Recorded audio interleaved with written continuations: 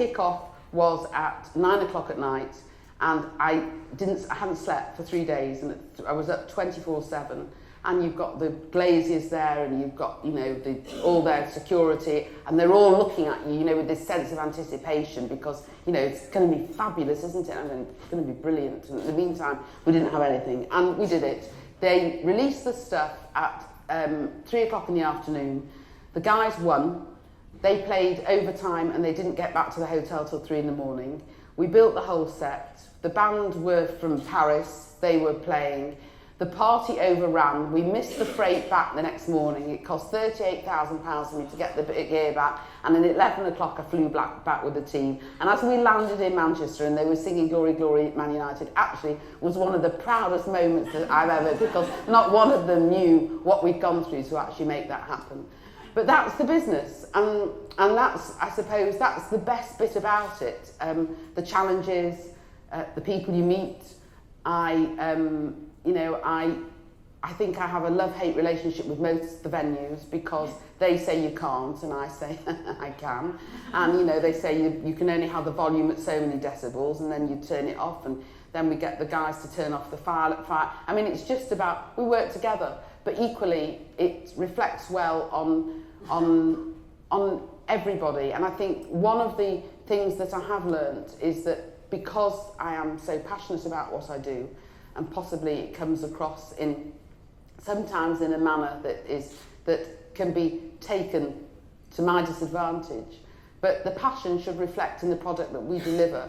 And when I sit with chefs at the hotels in Manchester and I tell them that I'm not having a piece of chicken on mash with the carrots because they're in season, I want something served in a little pan or a dish, and we go and we work together, and you just produce something really innovative, and it sets you apart. So I love what I do. I love working with the venues. I hope that I've given you a little insight and inspiration as to what we're all about, and that you enjoy visiting all these venues. Probably, I hope most of them that I've worked at. I don't think I worked at Inglewood Manor, but I did pass that before, but most of the others. And thank you very, very much for coming. I think it depends. I've done one wedding for just under £2 million, but there were 1,800 people.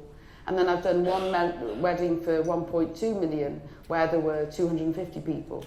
So I did a 70th birthday for 8 people, and he spent £35,000.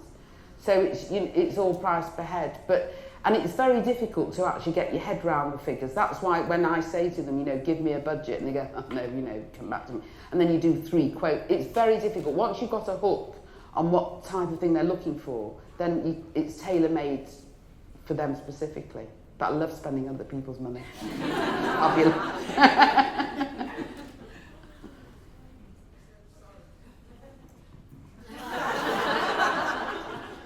What a stupid question.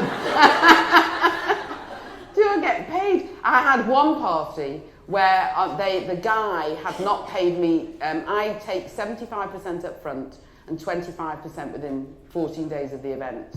And it's all contracted. And I've not had one bad debt. But there was one guy who hadn't paid me the deposit right up to the Friday, and I waited right to the 11th hour, and I called everybody off site, and I had the money within hours. So you've got to, you know. And I also think sometimes that, you know, in the very early days when you were a female in the event industry, people thought it was a bit of a stupid business. Oh, she's a party organiser. And a lot of the guys, a lot of the husbands never really took you seriously. And I think it's been quite hard to prove that. And when you go in with high budgets and you're delivering a luxury product, people do take you. People do understand that. You know, it's like taking the wife to buy a dress in Harrods, or going to one of the stores. It's, you know, your mindset is totally different. I'm dead good at making them spend more money. Out of all your experience, which was the most memorable? They're all the ones. The thing that I love the most is when they come back to me as a repeat client, because you've already got that relationship, you've got that trust, and you've got that respect.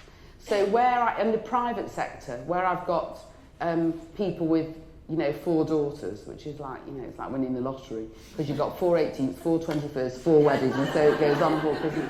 But those are memorable because you know, there's that whole synergy between you. And then you've got, I mean, I've worked for companies for 15, 20 years, and so it's very easy. You want to make it fabulous because they want to come back to you.